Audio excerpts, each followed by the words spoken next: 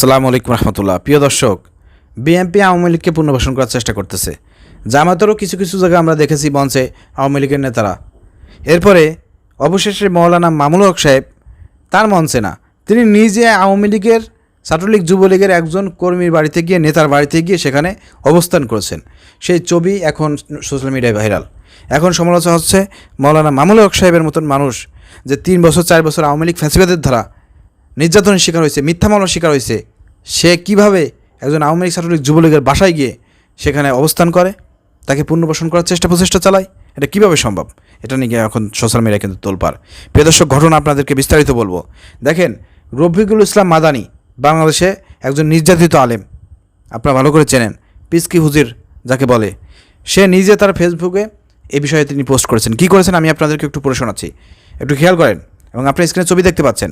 এবং ওখানে যে নেতা রয়েছেন, আওয়ামী লীগ, ছাত্রলীগ, যুবলীগের যে নেতা আছে, আওয়ামী লীগ ফ্যাসিবাদের দোষর আছে, সে কিন্তু তার ছবি আপনারা দেখতে পাচ্ছেন লাল যে আকার দিয়ে কিন্তু আটকানো।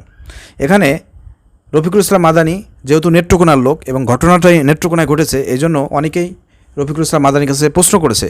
এবং যেহেতু খেলাফত মজলিস মামুনুল হক সাহেবের দল এবং রফিকুল ইসলাম মাদানী সে হেফাজত ইসলাম করে, এবং সব তো একই সাথে, ওই হেফাজত যে সেই খেলাফত।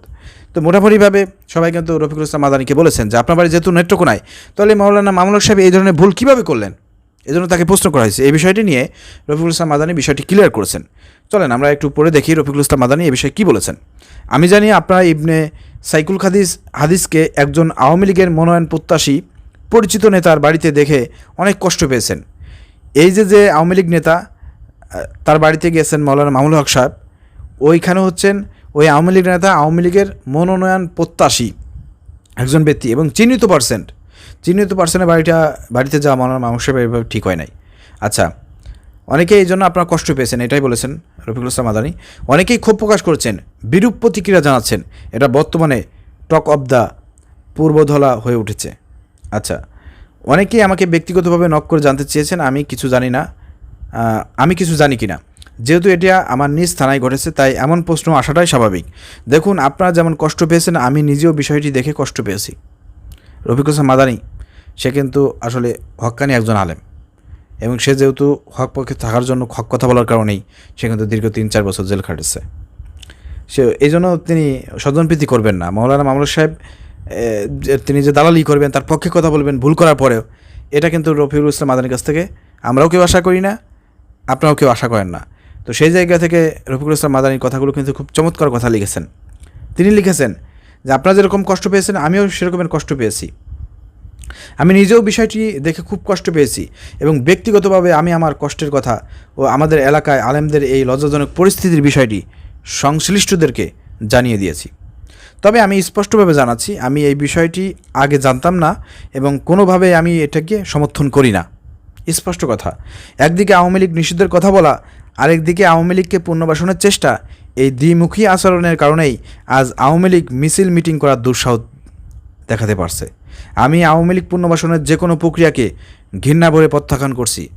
মাওলানা রফিকুল ইসলামের এই বক্তব্যটা আমার কাছে খুব চমৎকার লেগেছে। আপনাদের কাছে কেমন লেগেছে কমেন্ট করে জানাবেন, এবং এই কথাগুলো আপনারা শেয়ার করে দেবেন।